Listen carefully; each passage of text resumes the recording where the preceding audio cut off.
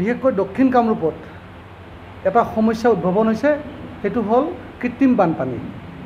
আৰু এই কৃত্ৰিম বানপানীৰ সমস্যাটো উদ্ভাৱন হোৱাৰ একমাত্ৰ কাৰণ হ'ল আমাৰ যিবিলাক মুকলি পথাৰ আছিলে, কৃষিভূমি আছিলে, জলাশয় আছিল, সেইবিলাক একাংশ উদ্যোগ প্ৰতিষ্ঠানে উদ্যোগ নিৰ্মাণৰ নামত তেওঁলোকে আৰ্ট ফিল্ডিং কৰি বন্ধ কৰি পেলালে।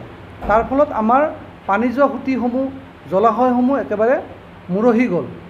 তাৰ ফলত আজি আমাৰ দক্ষিণ কামৰূপৰ বিভিন্ন অঞ্চলৰ লগতে আমাৰ যিখন ইণ্টাৰনেশ্যনেল এয়াৰপৰ্ট আছে, এয়াৰপৰ্টটো এতিয়া পানীৰ তলত বুৰ যায়।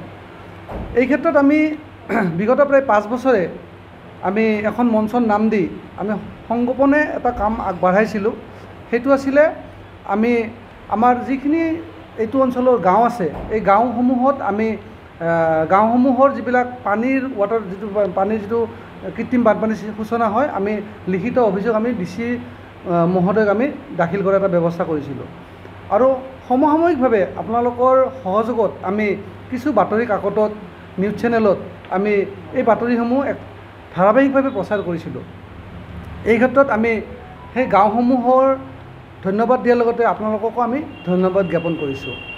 অৱশেষত আমি গুৱাহাটী উচ্চ ন্যায়ালয়ত আমি শৰণাপন্ন হ'লোঁ, কাৰণ এইটো আমি PIL এটা নকৰিলে, ৰাজহুৱা স্বাৰ্থজনিত আবেদন এটা দাখিল নকৰিলে এই সমস্যাটো আমি যে সোনকালে ৰিলিফ নাপাম সেইটো কনফাৰ্ম আছিলে।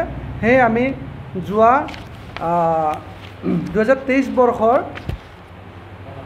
28/6/2023 বৰ্ষত আমি গুৱাহাটী উচ্চ ন্যায়ালয়ত এখন আমি আবেদন কৰিছিলোঁ। আৰু সেই আবেদনৰ ভিত্তিত আমি সৰ্বমুঠ 10টা পাৰ্টিক আমি ইয়াতে আমি পাৰ্টি বনাইছিলোঁ। তাৰ ভিতৰতে চৰকাৰৰ ফালৰ পৰা আছিলে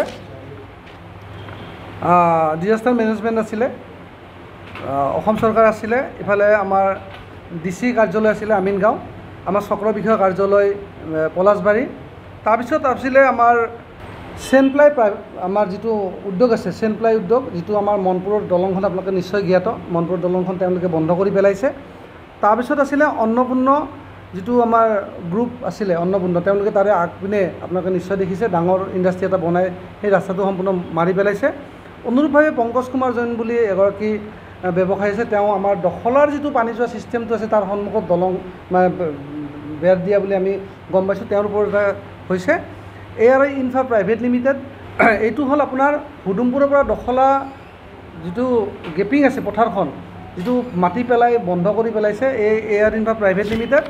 আৰু আন এটা পাৰ্টি আছে চোৰফুড প্ৰাইভেট লিমিটেড। টোটেল 10টা পাৰ্টিক লৈ আমি এই PILটো আমি দাখিল কৰিছিলোঁ।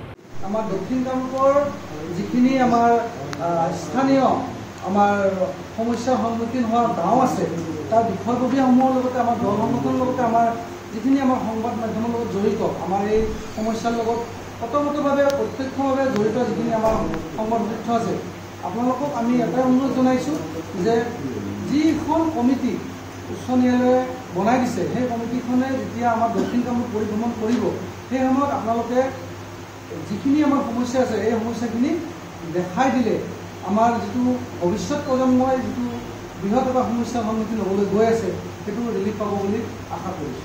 যিকোনো খবৰৰ বাবে যোগাযোগ কৰক 7099017330 অথবা 7099017330